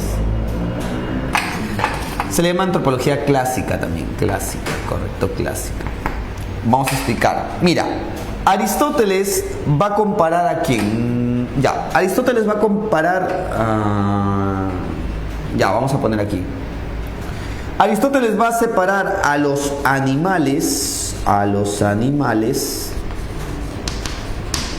de los seres inertes. ¿Ya? ¿A quiénes le va a llamar animales? Se les va a llamar animales a los que tienen ánima, a los que tienen alma, a los que tienen movimiento. ¿Correcto? Y cuando hablamos de movimiento no me refiero a un cambio de ubicación, no es que estoy aquí, me voy allá, ya me moví, soy un animal. No. Me refiero a diferentes tipos de cambio como el desarrollo físico, el desarrollo corporal, son también formas de movimiento, formas de cambio. Entonces, en ese sentido, él dice, a ver, ¿quiénes son los individuos que no pueden moverse en ningún sentido? Las piedras. La piedra es un ser inerte, pues, ¿ya? No tiene alma, no tiene movimiento. Pero dentro de los animales, y esto es para Aristóteles, no quiere decir que en la actualidad sea válido, en la época de Aristóteles lo veía de ese modo, Aristóteles clasifica aquí a las plantas como animales. ¿Qué? ¿Las plantas son animales? Sí. ¿Por qué? Porque las plantas empiezan siendo semillas, pero van emergiendo, van creciendo, van cambiando, se mueven, tienen alma, tienen capacidad de cambio, son animales. Las bestias y el hombre, ya, mira, ¿qué alma tienen las plantas? Las plantas tienen alma vegetativa. ¿Por qué las plantas tienen alma vegetativa? El alma vegetativa es la capacidad que tenemos de nutrirnos, alimentarnos para poder crecer y desarrollarnos. Y las plantas hacen eso, se nutren para poder crecer y desarrollarse. Quizás toda su vida pasarán ahí plantadas, por algo son plantas, ¿no? Pero en ese sentido tienen la capacidad de alimentarse para desarrollarse. Ahora, los perros, los gatos, las bestias, ¿pueden alimentarse también? Claro, también tienen alma vegetativa. Pueden alimentarse. ¿Los seres humanos tenemos alma vegetativa? También tenemos alma vegetativa. Podemos alimentarnos y gracias a alimentarnos podemos crecernos y desarrollar. Ahora, ¿dónde sí viene la diferencia? Las bestias, a diferencia de las plantas, no solamente tienen alma vegetativa, sino también tienen alma, vamos a poner aquí, alma sensitiva. ¿Por qué alma sensitiva? Porque a diferencia de las plantas, las bestias sí pueden sentir. Un perro puede ver, un perro puede escuchar, un perro puede oler. En ese sentido, tienen capacidad sensorial. Profe, ¿y los humanos también tenemos? Exacto, los humanos también tenemos alma sensitiva. Alma sensitiva. Pero, ¿dónde viene la diferencia? Si el hombre, bien es cierto, tiene alma vegetativa y alma sensitiva, el hombre, además de esas dos almas, tiene algo que no poseen los otros, ni las plantas ni las bestias. Eso será el alma racional, el alma racional. Justamente como nosotros disponemos de esta capacidad y no otros, esto es lo que nos diferencia del resto. Esto nos diferencia de las piedras, esto nos diferencia de las plantas, esto nos diferencia de las bestias. Esto se le llamará nuestra esencia porque nos hace diferente del resto. ¿Me dejó entender? Ya está. Entonces, recuerda, ¿a qué género, a qué grupo pertenecemos? Pertenecemos al grupo de los animales. ¿Cuál es la diferencia específica dentro de este grupo? Nosotros nos diferenciamos por ser racionales. Por eso el hombre será definido como animal racional. Pero ojo, ¿tenemos alma vegetativa? Sí tenemos. No quiere decir que sea nuestra esencia. Nuestra esencia es el alma racional. ¿Ya? Si se entiende, entonces sabrán que el enunciado 4, según la antropología aristotélica, el hombre posee alma vegetativa. Sí posee, mas no es nuestra esencia. Si hubiera dicho, según la antropología aristotélica, la esencia del hombre es el alma vegetativa, ahí sí sería falso. Por esencia se entiende aquello que nos hace diferentes. Y el alma vegetativa, si bien poseemos, no es lo que nos hace diferentes. ¿Se entiende hasta ahí? ¿Sí? Sí, profe. Ya. Pregunta 9, algo puntual. Una profesora, para abordar el tema sobre si el alma existe sin el cuerpo, recurre a la explicación aristotélica. Sostiene que si un ser viviente es un compuesto de alma y cuerpo, esto no pueden separarse si se quiere que algo tenga vida. El cuerpo por sí mismo no tiene vida, pero el alma por sí misma no existe. Se necesita que el cuerpo posea alma para que sea algo viviente. O sea, en otras palabras, así como la teoría hilemórfica nos dice que la materia y la forma no se pueden separar, Aristóteles señala de que el cuerpo solamente existe con el alma y viceversa. Cuando tu cuerpo muere, tu alma desaparece. Para Aristóteles no es que al morir tu alma se va de tu cuerpo, eso es separarse. Ya te he dicho que no se pueden separar. Entonces, ¿qué marcaríamos en la 9?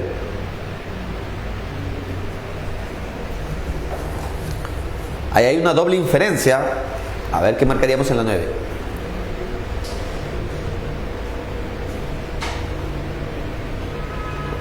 Pero eso no tiene que ver con el principio de necesidad, que creo que es uno de los motores, o de contingencia, creo que se llamaba. Lo que pasa es que Aristóteles no habla de creación. Quien habla de creación son los medievales y los cristianos, no puede ser la B.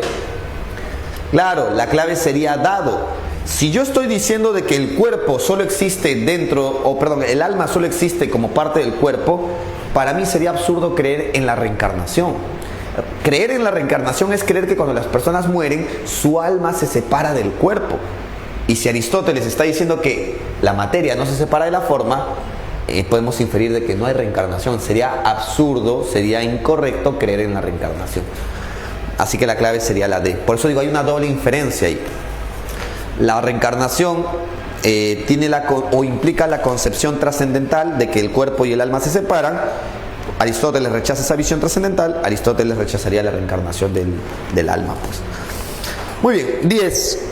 Ya, eso tiene que ver con el cuarto periodo de la filosofía antigua, que es sencillo, ¿eh? Cada escuela con su respectiva visión del conocimiento de la felicidad. ¿Qué marcarían en la 10? A ver. La A. A ver, la A dicen por ahí. ¿Qué más? Otras claves. Pero me parece que no está muy bien delimitado. Exacto, O sea, a veces San Marcos te está poniendo enunciados un poco distractores, se les llaman. Y eso se hace a propósito, se le pide a los profesores que hagan preguntas que puedan distraer al alumno con un par de palabras. Pero siempre recuerda, leer no es enfocarnos en palabras, es tener que comprender la oración completa. A ver, vamos a ver. Dice en ABCD, aunque ahí se han confundido. Ah, no, sí está bien. No, sí está desordenado nada más. A ver. Dice ahí, la B, promueven una vida como equilibrio placentero, basado en el placer, y sereno, fruto de deseos mesurados y ausencia de turbación. Ausencia de turbación quiere decir ausencia de la intranquilidad, ausencia del dolor. Entonces, ¿quién predefinía la felicidad como la presencia del placer y la ausencia del dolor? Los hedonistas o epicureístas. La B va con la 1. Así es. C. Sostiene que la plenitud de la vida es otra forma de decir felicidad, solo surge de la coherencia, la correspondencia interior con el orden racional. La palabra orden racional es una forma de referirse al destino. Solo seremos felices si estamos de acuerdo con el destino. Estoico, pues muy bien. La 4 es con la C. No, ¿qué hablo? La 4, claro, estoicos 4 con C. Ya. Sostiene que la plenitud solo surge de la coherencia racional, claro. 4 con C. Ya. A. Defiende un estilo de vida caracterizado por la autosuficiencia. Palabra clave, autosuficiencia es un concepto de los cínicos. Le llaman también autarquía. Solo seré feliz si no dependo más que de la naturaleza. El problema de la infelicidad del ser humano es cuando busca depender de cosas no naturales. Así que la A va con el cinismo. 2 con A. Ya está. Y la D, sostiene el sosiego. Sosiego quiere decir tranquilidad. Mira que se están poniendo sinónimos nada más. Sostiene que el sosiego, la tranquilidad, la felicidad proviene de suspender todo asentimiento, quiere decir afirmación, evitando comprometerse con juicios definitivos. Esa es la famosa epogé que pone en práctica el escepticismo. 3 con D. Ya está, clave, dadito.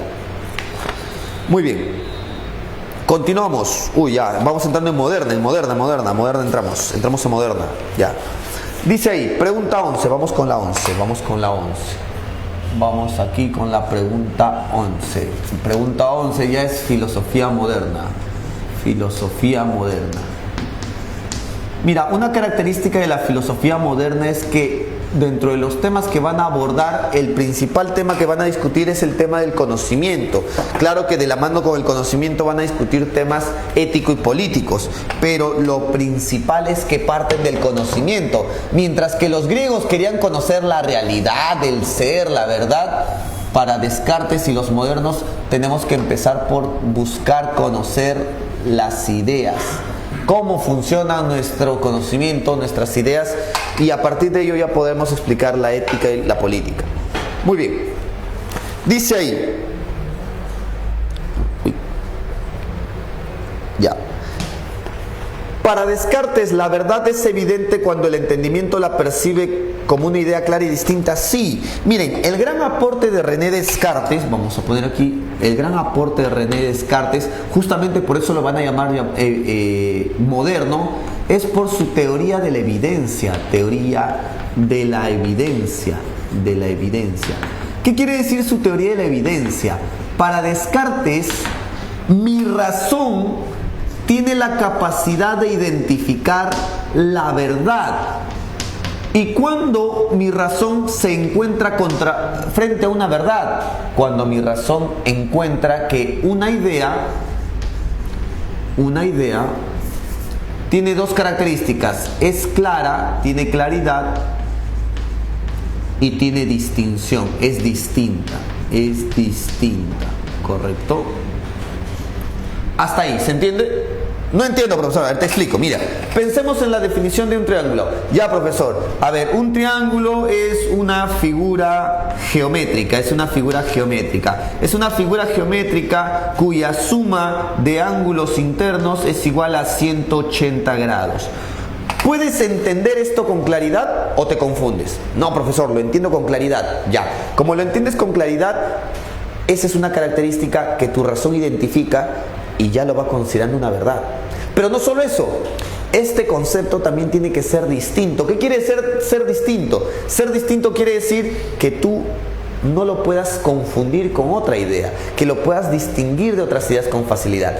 Si en la idea del triángulo, esta es la idea del triángulo, si en la idea del triángulo la suma interna de sus ángulos es 180, ¿podrías confundir al triángulo con un cuadrado? No, profesor, porque en el caso del cuadrado la suma de sus ángulos internos es 360. Exacto.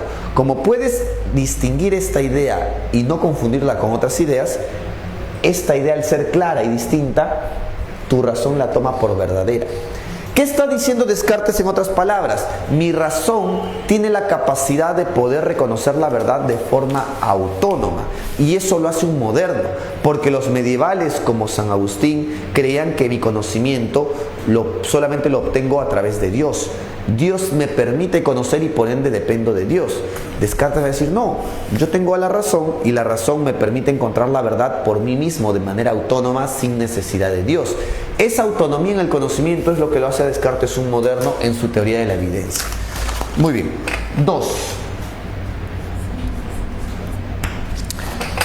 Dice ahí, John Locke sostiene que nuestras ideas pueden provenir de la sensación, pueden provenir de sensaciones, pasiones, pero no de la reflexión. ¿Verdadero o falso? ¿Qué opinan? Falso. Falso, muy bien. ¿Por qué? Porque si recordamos la teoría empirista, si recordamos el empirismo de John Locke, John Locke en su empirismo señala de que todas las ideas que disponemos son ideas que deben provenir de algún tipo de experiencia.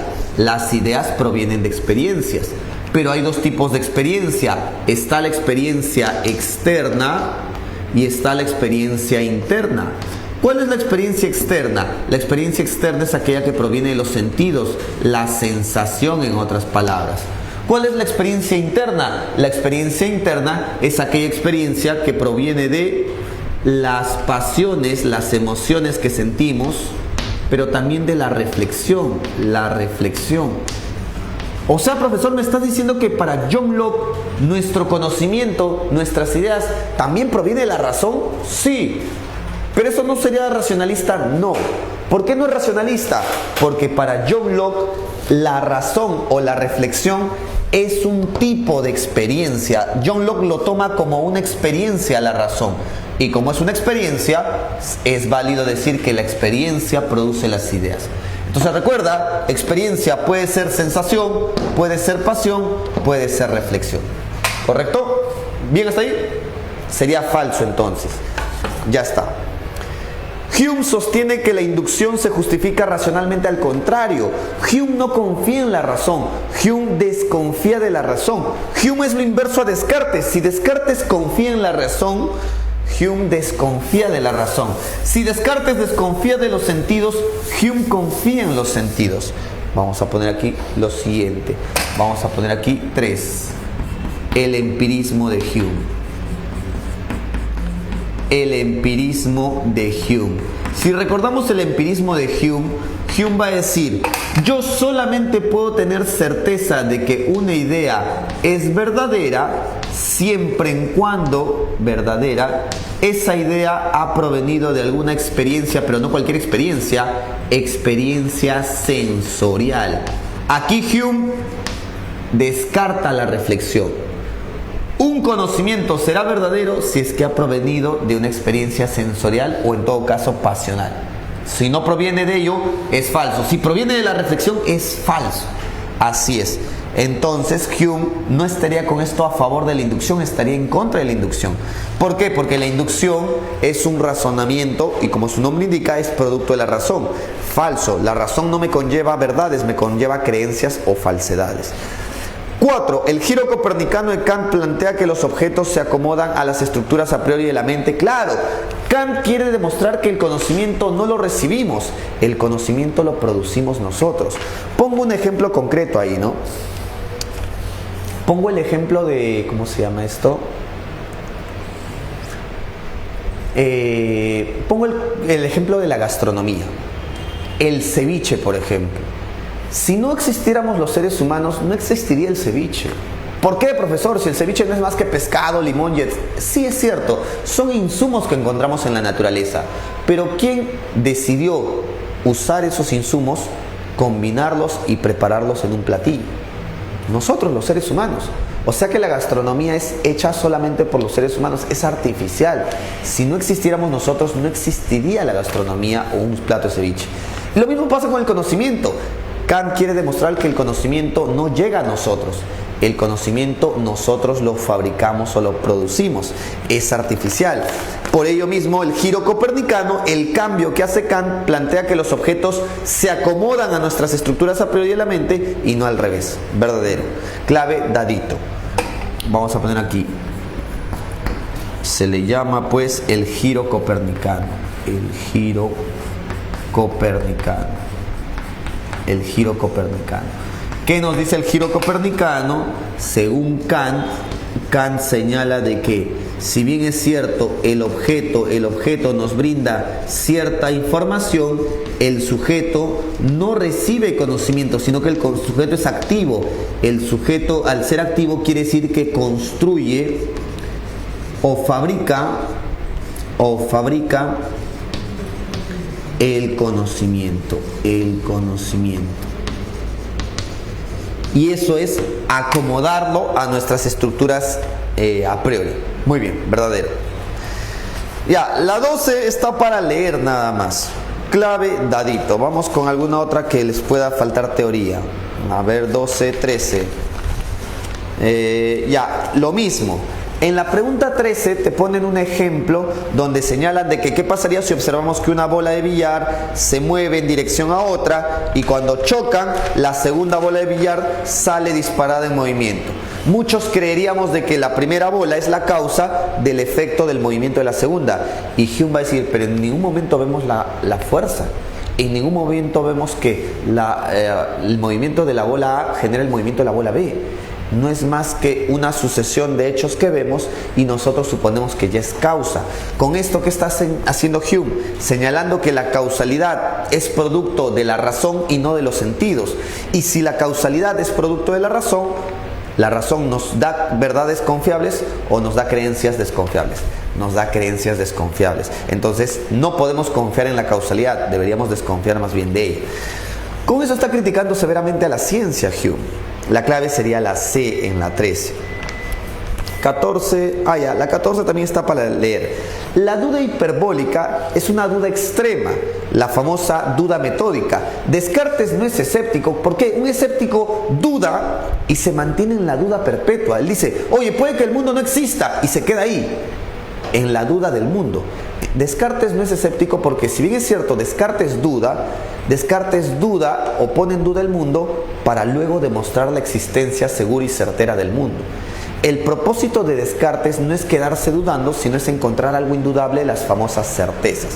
En ese sentido, dice ahí, a partir del texto evalúe el valor de verdad o falsedad de las siguientes afirmaciones. 1. La duda cartesiana no pretende negar la realidad, sino alcanzar una certeza indudable verdadero. Descartes no quiere negar la realidad, él quiere demostrar de una forma certera que la realidad existe. 2.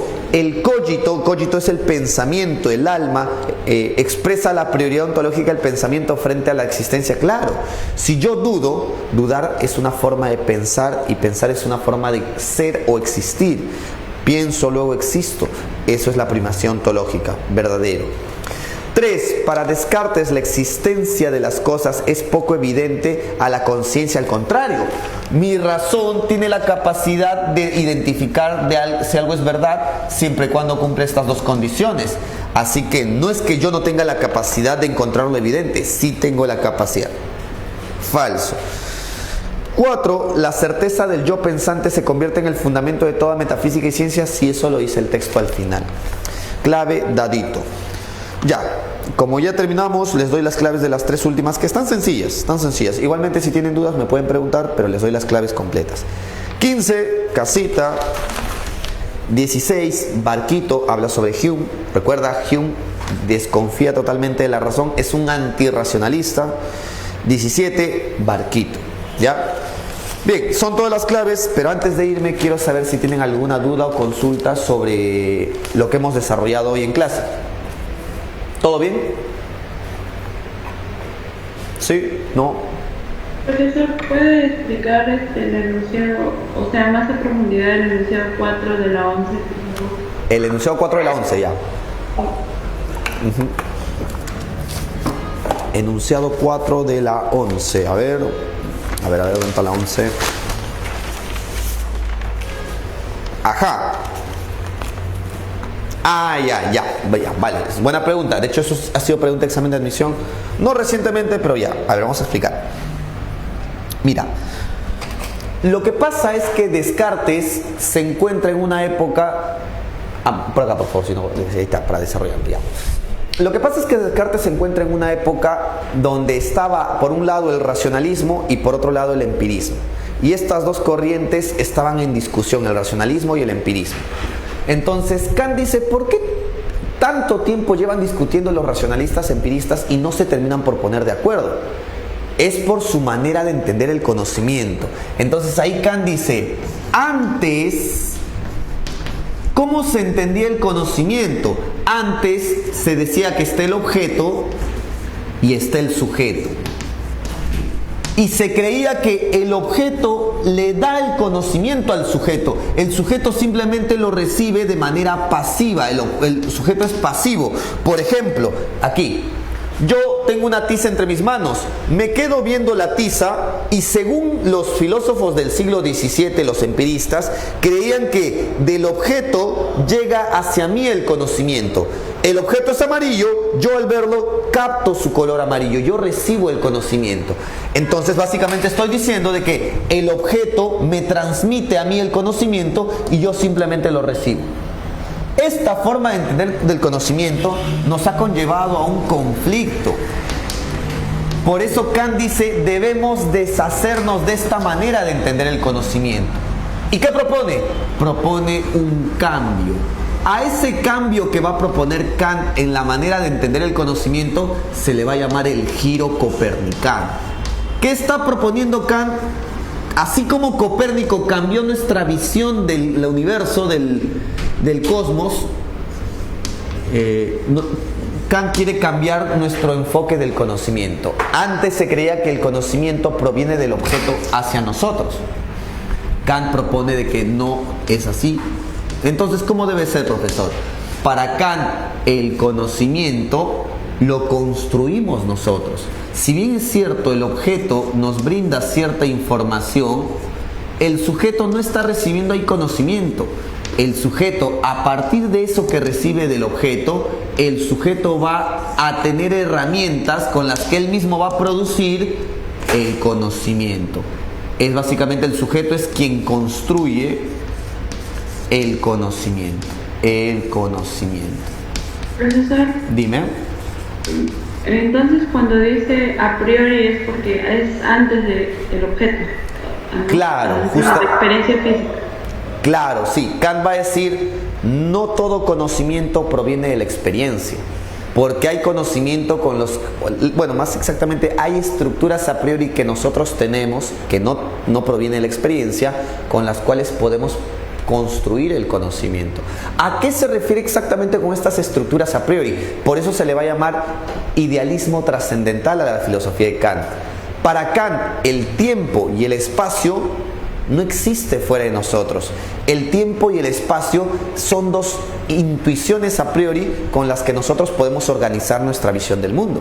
¿Cómo así, profesor? Mira, Kant pone un ejemplo bonito. Kant dice, cierra los ojos. Al cerrar los ojos no estás viendo nada, no tienes ninguna experiencia. Pero si tú imaginas ahora mismo tu habitación, ¿puedes recordar cuál es el lado derecho del lado izquierdo en tu habitación? Si tú puedes hacer esto es porque el espacio y la ubicación de la derecha y la izquierda no es algo que proviene de la experiencia, es algo que tú tienes en tu interior. Entonces, como puedes darte cuenta, aquí, enfócate aquí, el objeto sí nos puede dar información nueva, pero esa información nueva no es conocimiento, porque para hacer conocimiento nosotros tenemos que ordenarlo, organizarlo, procesarlo, en otras palabras, construir el conocimiento. Y a eso se refiere con estructuras a priori. El ser humano tiene facultades, herramientas o intuiciones con las que ordenamos nuestras representaciones del mundo y creamos los fenómenos. Gracias, profe. Ustedes son el D, ¿no? Si ustedes son el D, en filo 2 van a profundizar más acerca de Kant, ¿ya? Voy a pedirle al profesor que haga pues la explicación a detalle del sistema del conocimiento de Kant, ¿ya? No se preocupe. Tienen filo 2, ¿verdad? Sí. Ya, listo. Si tienen filo 2, me acaba de confirmar su tutor. Ya, de momento nos quedamos aquí.